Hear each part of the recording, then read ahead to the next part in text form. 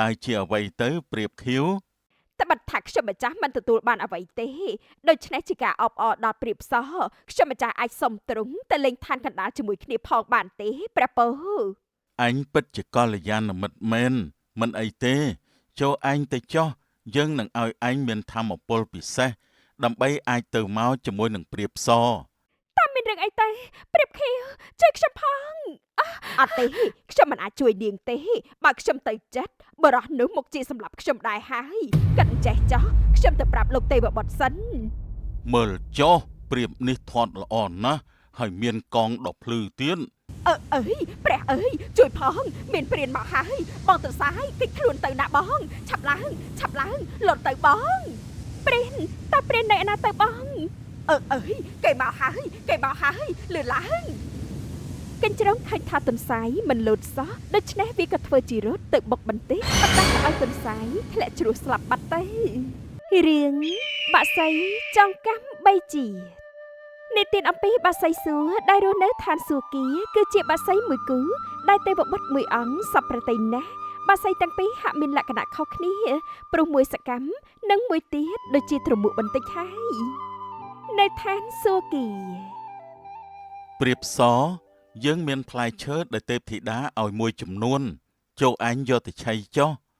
លោកទេវបុត្រខ្ញុំម្ចាស់សុំទុកវាឲ្យព្រាបខៀវខ្លះបានទេមានអីបានតាព្រាបសអញពិតជាមានទឹកចិត្តណាស់ដោយសារពួកខ្ញុំម្ចាស់ជាបាសីរបស់ទ្រង់ចិញ្ចឹមនិងមានគ្នាជាអំបូរតែមួយបើមិនជួយបារម្ភគ្នាមិនល្អនោះទេឯងនិយាយត្រូវហើយរួចចុះពេលនេះព្រាបខៀវក្រោកពីដំណេកហើយនៅមុននេះព្រាបខៀវមិនតាន់ក្រោកទេប្រហែលបន្តិចទៀតតឹបនាងមកព្រាបខៀវដូចជាត្មក់ពេកហើយបើបណ្ដោយឲ្យមានទម្លាប់មិនល្អបែបនេះព្រាបខៀវមុខជាធ្លាក់ទៅឋានកណ្ដាលក៏ថាបានកន្លងមកខ្ញុំម្ចាស់ក៏បានដាស់តឿននាងដែរតែនាងបានសន្យាថាឃ្លាវខ្លាផងដែរហើយចុះព្រាបសពេលនេះយើងមានអំណោយមួយឲ្យដល់ឯងណាតើជាអ្វីទេព្រះពើកងមាសនេះឯងអាចហោះទៅឋានកណ្ដាលបានរួចក៏មកឋានសួគ៌ភ្លាមមួយរំពេចដូចគ្នានេះជាវត្ថុទិព្វពិសេសណាស់ចូលឯងយកទៅចុះសូមអរព្រះគុណហើយខ្ញុំម្ចាស់នឹងពាក់វាចាប់នឹងជើងចោះមែនហើយនេះជារបស់ឯងចង់ពាក់ឬក៏ដោះចេញស្រេចទៅឯងចុះព្រះពើ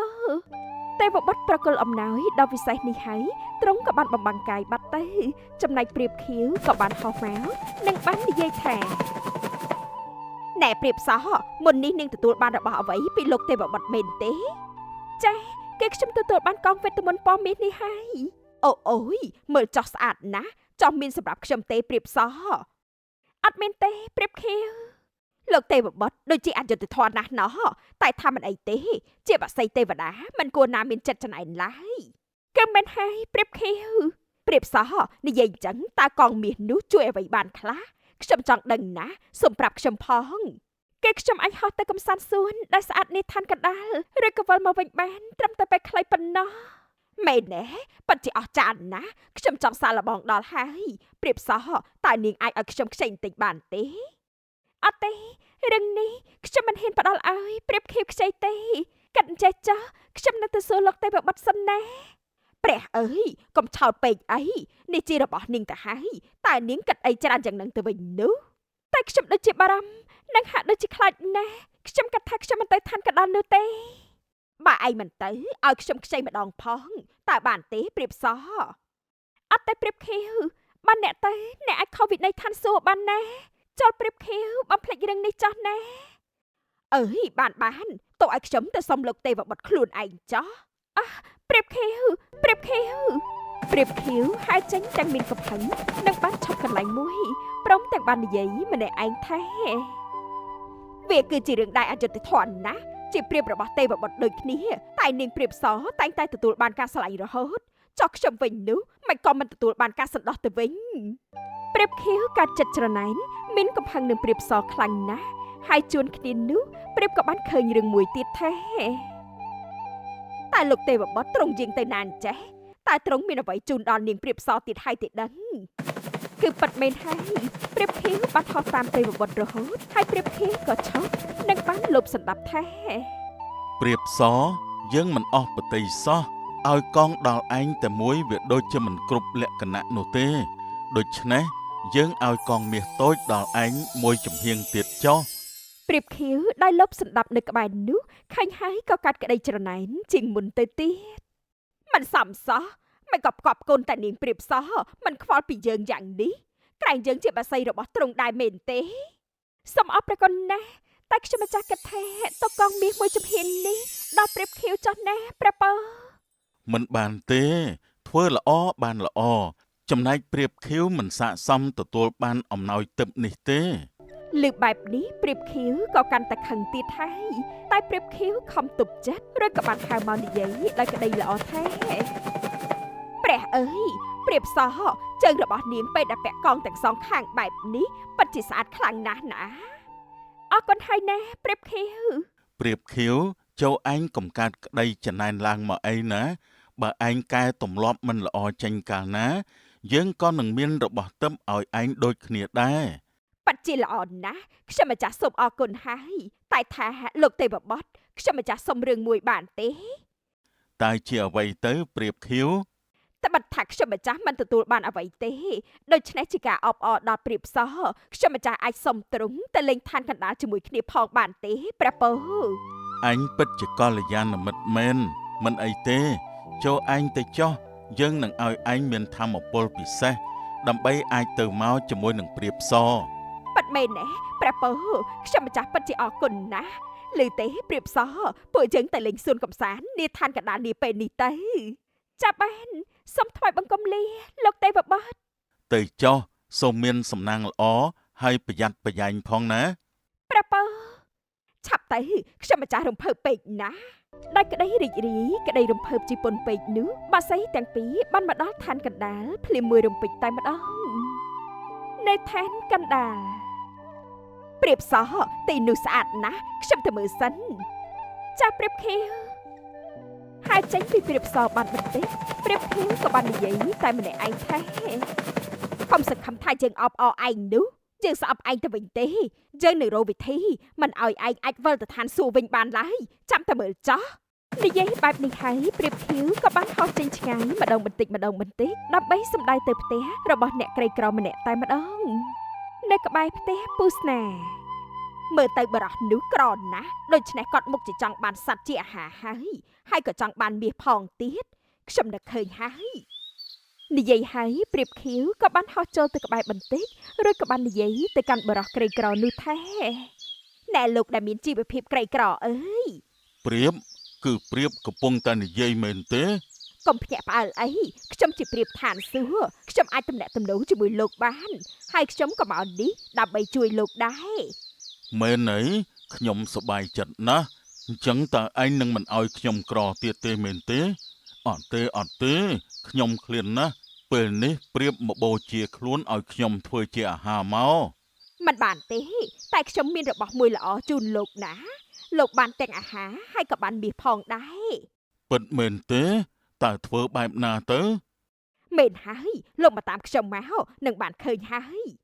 ពូស្នាបានដើរតាមព្រាបរហូតនឹងបានទៅដល់កន្លែងដែលព្រាបសោះកំពុងតែហៅលេងយ៉ាងរីករាយ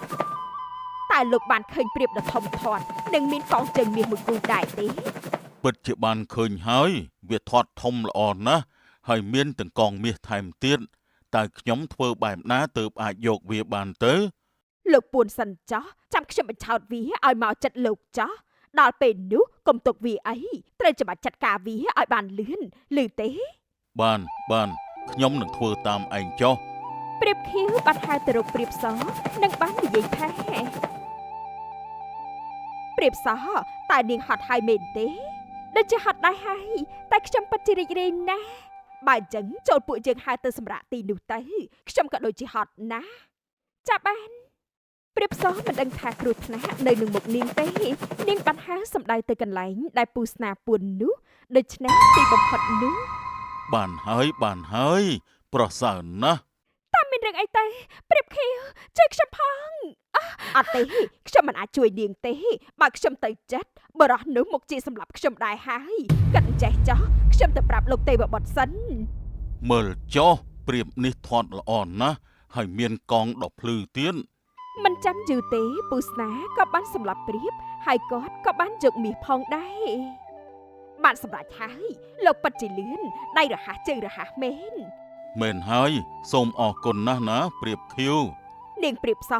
សំមុខនាងហើយនាងប្រកែកយកប្រតិទេវបុត្រណាស់មែនទេចង់ដឹងណាស់បើគ្មាននាងតើទ្រង់នឹងសពប្រតិអ្នកណាទៅព្រាបខៀវសប្បាយចិត្តផងស្រែកពោលផងហើយនាងព្រាបខៀវក៏បាននិយាយបន្ថែមទៅកាន់ព្រាបសថាមិនថានាងទៅកើតទីណាកន្លែងណាទេចាំមើលចោះយើងនឹងចងកម្មនាងឯងគ្រប់ជាតិ បើអញ្ចឹងងាប់ទៅកើតជាតិថ្មីជាមួយគ្នាតែម្ដងទៅ លោកថាម៉េច នេះណែ អើយលេងខ្ញុំទៅខ្ញុំជាអ្នកមានគុណឯងណាមិនក៏មានចិត្តលោភលន់យ៉ាងនេះទៅវិញ បើមិនយកឯងធ្វើជាអាហារវាគួរឲ្យស្ដាយណាស់តើអ្នកណាដាច់ចិត្តបោះបង់អាហារនៅពេលដែលខ្លួនឯងកំពុងតែឃ្លានយ៉ាងនេះនោះ ដូចគ្នាដែរព្រាបខៀវក៏បានអស់ជីវិតក្នុងពេលនោះហើយព្រាបសក៏បានកើតជាទន្សាយចំណែកព្រាបខៀវវិញនោះក៏បានកើតជាកញ្ជ្រោងរួចចោះនាងទន្សាយនោះមកពីណាទៅណាមិនក៏មើលទៅលក្ខណៈល្អខ្លាំងម្ល៉េះណោះព្រាបសដែលកើតជាទន្សាយមួយក្បាលនេះមានលក្ខណៈល្អណាស់ហើយសពសត្វក៏បានចូលចិត្តវាផងដែរ អូនោះជាអ្នកបងសាយតើខ្ញុំទៅនិយាយជាមួយសិន អ្នកចចកគូតដំបៅមាត់ស្រួតទៅណាមកណាកុំប្រាប់ថាទៅនិយាយជាមួយនាងទន្សាយនោះណា មែនហើយតើមានអីមែនទេអូហូព្រះអើយជាកញ្ជ្រោងដែលគ្មានអ្នករាប់តើនេះណែប្រើភាសាឲ្យព្រោះបន្តិចទៅក្រែងមានញាតគេរាប់ខ្លះណា និយាយហើយចចកក៏បានដើរសម្ដៅទៅទន្សាយបន្តចំណែកកញ្ជ្រោងខឹងណាស់នឹងបាននិយាយម្នាក់ឯងថាមិនក៏ចចកដែលចាប់ទន្សាយជាអាហារត្រូវមកយកអាសាររាប់អាននាងទន្សាយនោះទៅវិញចោះខ្ញុំមិនក៏គ្មានអ្នកណាស្រឡាញ់ចូលចិត្តអញ្ចឹងតើមានអ្នកណាដែលរាប់រកនោះបើកញ្ជ្រោងនេះមាត់មិនពីរោះសោះចរិតវិញកលិចកលត់ហើយក៏មិនមានទឹកចិត្តល្អជាមួយគេផងហ្នឹង សួស្ដីអ្នកបងសាយ ចាសសួស្ដីបងចចកដ៏អង្អាចតើថ្ងៃនេះបងទៅណាមកណាដែរបានជាមើលទៅស្រស់ស្រាយយ៉ាងនេះ នៅតែបងសាយសម្ដីពីរោះជាងគេគឺគ្មានអីទេខ្ញុំគ្រាន់តែឃើញបងក៏ដើរមករកបងតែម្ដងទៅ ចាបងអរគុណណាស់សម្រាប់ការស្រឡាញ់និងចូលចិត្តមួយនេះ បាទត្រូវឲ្យបងសាយខ្ញុំសុំសួរមួយបានទេ ចាបានសុំសួរមកចាស់ គឺថាខ្ញុំបានឮមនុស្សនិយាយថាមួយសប្តាហ៍មាន7ថ្ងៃហើយថ្ងៃនីមួយមានពណ៌ប្រចាំថ្ងៃទៀតផងតើបងបានដឹងតពណ៌ទាំងនោះសម្រាប់ថ្ងៃណាមួយដែរទេ ចាគឺច័ន្ទពណ៌លឿងទុំអង្គារពណ៌ស្វាយថ្ងៃពុធពណ៌ស៊ីលៀបប្រហោះពណ៌បៃតងសុក្រពណ៌ខៀវសៅរ៍ពណ៌ប្រេងទុំចំណែកថ្ងៃអាទិត្យគឺពណ៌ក្រហមណាបង អូព្រះហើយច្បាស់ចេះណោះសូមអរគុណឲ្យបងសាយខ្ញុំលាហើយណាខ្ញុំបានកាន់ចំណេះទៀតហើយ ចាបងចចកបានចាក់ចេញទៅវិញជាមួយនឹងអារម្មណ៍រីករាយចំណែកកញ្ជ្រោងវិញនោះមិនសប្បាយចិត្តទេវាច្រណែននឹងបានលោតចូលមកព្រមទាំងបាននិយាយថានាងទន្សាយនាងមានមោទនភាពណាស់ណោះគួរឲ្យជ្រិញណាស់ខ្ញុំមិនមានមោទនភាពអីទេបងកញ្ជ្រោងកាន់តែមើលកាន់តែច្រណែនតែវាក៏ទប់អារម្មណ៍ធ្វើធម្មតានឹងបានសម្ដែងពោលថាបងទន្សាយសុំទោសដែលខ្វះការគួរសមតែខ្ញុំមានរឿងមួយចង់ឲ្យបងជួយណាតើបងជួយខ្ញុំបានទេតើជារឿងអ្វីទៅសុំនិយាយមកចាស់នៅមាត់ជ្រោះនោះអីមានផ្លែស្វាយទុំតែខ្ញុំបែរអត់បានឆៃទេខ្ញុំល្បីថាបងទន្សាយឆ្លាតណាស់ហេតុនេះបងមកជាមានវិធីសូមបងមកតាមខ្ញុំមកចាប់បានព្រាបខៀវដែលកើតជាកញ្ជ្រោងនេះមានល្បិចអាក្រក់ទៀតហើយកញ្ជ្រោងនាំទន្សាយទៅព្រមមានបំណងសម្លាប់ទម្លាក់ជ្រោះនោះអីនៅចិត្តមាត់ជ្រោះតែស្វាយមួយដើមណាទៅបងកញ្ជ្រោងបងឆេងទៅមុខបន្តិចទៀតទៅគឺវានៅក្រោមស្លឹកនោះឯងបងជួយបេះបន្តិចមកណាខ្ញុំមើលមិនឃើញសោះបងកញ្ជ្រោងតើវានៅឯណាទៅបងខិតទៅមុខបន្តិចទៀតទៅគឺក្បែរនោះហើយឃើញថាទន្សាយស្ថិតនៅចុងជាប់មាត់ជ្រោះហើយនោះកញ្ជ្រោងក៏បានស្រែកបំភ័យថាអើយព្រះអើយជួយផងមានព្រានមកហើយបងទន្សាយគេចខ្លួនទៅណាបងឆាប់ឡើងលុតទៅបង ព្រិនតាព្រិននៅណាទៅបងអើយគេមកហើយលឺឡើងកញ្ជ្រោងឃើញថាទន្សាយមិនលោតសោះដូច្នេះវាក៏ធ្វើជារត់ទៅបុកបន្តិចប៉ុន្តែឲ្យទន្សាយធ្លាក់ជ្រោះស្លាប់បាត់ទៅសំមុខហើយជើងប៉ិតជាសប្បាយចិត្តណាស់ចូលឯងទៅងាប់ឲ្យបានសក់ចោះក៏ហក់នោះជាការប៉ិតតែមើលចោះព្រានគឺប៉ិតជាម៉ៅនឹងបាននិយាយថានោះជាកញ្ជ្រោងតើមិនក៏វាប្រហែសម្លេះវាមិនខ្លាចព្រានទេអីបានយើងយកព្រួញបាញ់ឯងចុះនិយាយហើយពូស្នាក៏បានបាញ់កញ្ជ្រោងមួយទំហឹងបណ្ដាលឲ្យកញ្ជ្រោងនោះសល់តែដង្ហើមចុងក្រោយតែប៉ុណ្ណោះអូយឈឺណាស់ចុកណាស់ដោយមានក្តីឈឺចាប់ពេកកញ្ជ្រោងក៏បានស្លាប់លាចាក់លើក្នុងពេលនោះទៅហើយវិញ្ញាណរបស់កញ្ជ្រោងនិងទន្សាយក៏បានកើតជាព្រាបម្ដងទៀតតែម្ដងនៅលើចុងម៉ៃសាអ្នកបងព្រាបមានបងនៅក្បែរខ្ញុំពិតជាកក់ក្ដៅណាស់ព្រោះរាល់លើកបានបងជួយមើលថែសម្បុកនិងពងឲ្យរហូតហ្នឹងចាប់បងកោះមិនអីទេណាខ្ញុំក៏រីករាយដែរដែលមានបងជាអ្នកចិត្តខាងនោះចាមែនហើយអ្នកបងព្រាបសថ្ងៃនេះខ្ញុំត្រូវទៅធ្វើសម្បុកថ្មីបងជួយមើលថែពងខ្ញុំផងបានទេចាប់ពិតជាបានណាបងសុំបងទៅចាស់ប្រយ័ត្នផងណាចាអ្នកបងនិយាយហើយក៏បានហើរចេញទៅចំណែកឯងព្រាបខៀវឃើញហើយនោះក៏បានគិតម្នាក់ឯងថានាងព្រាបសនោះជាស្អីទៅមិនក៏មានគេស្រឡាញ់រាប់អានម្លេះមើលទៅដូចគ្មានអ្វីល្អជាងយើងសោះផងហ្នឹងមើលចោះមើលឡើងព្រាបសក៏បាននឹកឃើញគំនិតបំផ្លាញព្រាបសថានឹកឃើញហើយរកវិធីបំបែកមិត្តភាពរវាងកុកនិងនាងព្រាបសនោះសិនទៅផ្សំចិត្តយើងគិតហើយក៏បានហោះទៅរកព្រាបសនិងបានពោលថាសួស្ដីបងព្រាបសសួស្ដីព្រាបខៀវគឺថាមិនលាក់បាំងទេសម្បុកខ្ញុំនៅលើចុងថ្នោតនោះបាក់បែកអស់ហើយតើបងអាចជួយមើលផងបានទេខ្ញុំត្រូវទៅរកសម្ភារៈធ្វើសម្បុកថ្មីហើយតែបងព្រាបខៀវខ្ញុំចាប់មើលពងរបស់បង្កក់ហើយมันពិបាកទេបងអាចហោះទៅលើអាកាសទៅមកបានតាមិនអញ្ចឹងមែនទេសុំមេត្តាផងទៅបើបងមិនជួយនោះខែរងាចូលមកខ្ញុំមុខជារងាស្លាប់មិនខានទេបងកុំជុំអីចាប់ខ្ញុំនឹងហោះទៅមកចាស់មែនណាអរគុណណាស់បងពិតជាមានទឹកចិត្តល្អណាស់អញ្ចឹងតើបានជាបងមានគេចូលចិត្តច្រើនយ៉ាងនេះចាបងទៅចាស់ខ្ញុំនឹងមើលឲ្យណាចាបងបើអញ្ចឹងខ្ញុំទៅហើយណាព្រាបខៀវធ្វើពុតជាហើចេញបន្តិចចំណែកព្រាបសក៏បានហោះទៅមើលសម្បុកព្រាបខៀវតាមការស្នើសុំទៅហើយមែនទេទៅចោះនាងល្ងងចំណែកខ្ញុំសុំឆៃពងនាងកក់ហើយដល់ពេលនោះខ្ញុំនឹងទម្លាក់កំហុសទៅឲ្យនាងឯងចោះនិយាយហើយព្រាបខៀវក៏បានឆៃពងកក់តតែអស់ហើយព្រាបខៀវក៏បានពំសម្បកដាក់នៅក្នុងសម្បុកព្រាបថែមទៀតផងសម្រាប់ហើយសូមអ្នកទាំងពីរឆ្លោះគ្នាចាក់គ្នាដល់ស្លាប់ចោះសម្រាប់តាមអ្វីដែលចង់បានហើយនោះព្រាបខៀវក៏បានហោះចេញទៅចំណែកពុកមកវិញក៏បានឃើញថាព្រះអើយកូនម៉ែតើអ្នកណាឆៃកូនរបស់ខ្ញុំបែបនេះព្រាបសក៏បានមកដល់បង្កោះតើមានរឿងអីហ្នឹងមានគេឆៃកូនខ្ញុំអស់ហើយបងព្រាបអើយឈប់សិនសម្បុកបងមានសម្បកពងខ្ញុំមានន័យថាបងជាអ្នកឆៃកូនខ្ញុំតើអត់ទេខ្ញុំមិនបានឆៃពងរបស់បងទេបងកោះអើយកុហកហើយបើមិនបានឆៃមិនបានជាមានសម្បកក្នុងសម្បុកបងចឹងនោះបងជាសត្វមានល្បិចណាស់បងជាបាសីផ្អែមក្រៅរលួយក្នុងបងអាក្រក់ណាស់បងកោះសូមបងកុំខឹងអីណាសូមបងជឿខ្ញុំចោះខ្ញុំមិនមានបំណងអាក្រក់បែបនេះទេណាជួនគ្នានោះនាងព្រាបខៀវក៏បានហៅមកនិងបាននិយាយបញ្ឆេះបន្ថែមថាព្រះអើយបង្កប់ផ្ញើពងនឹងព្រាបសឥឡូវព្រាបសក៏ឆៃពងអស់តែនេះជាទំនាក់ទំនងដែលល្អពីខាងមុខអាក្រក់ពីខ្នងមែនទេអើយបងមើលចោះនាងព្រាបនេះឆៃកូនរបស់ខ្ញុំអស់ហើយជួយរយយុត្តិធម៌ឲ្យខ្ញុំផង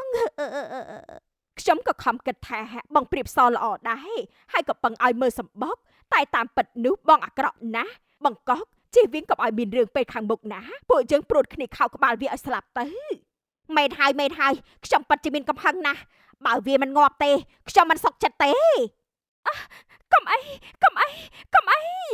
ក៏នឹងព្រៀបខៀវបានខោកផងចឹកផងខ្ចាំផងចំណែកឯព្រៀបសប្រឹងហើគេចេញដែរតែជាអកុសលនោះព្រៀបសក៏បានអស់ជីវិតបាត់ទៅ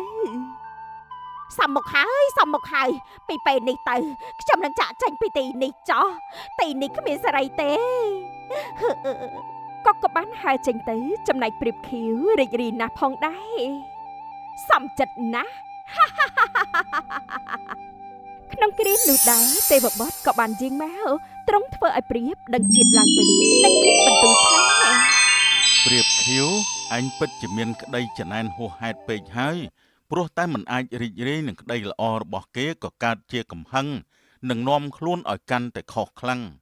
ទេវបុត្រខ្ញុំម្ចាស់មិនបានធ្វើអីមិនល្អទេ ឯងកុហកឯងច្រណែននិន្ទាគ្មានការសាទរនឹងមិនឯងជាមិត្តទ្រុះមិនបើដូច្នេះចូលឯងកើតជាព្រៀបកំរមាស់រស់នៅវេទនាពិបាករកអាហារនិងគ្មានអ្នករាប់អានគម្រប់3ជាតិផងទៅចុះ កុំអីលោកទេវបុត្រ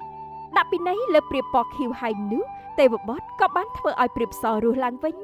និងបានយកព្រាបសទៅឋានសួគ៌និងរស់នៅសុខសាន្តតរៀងទៅ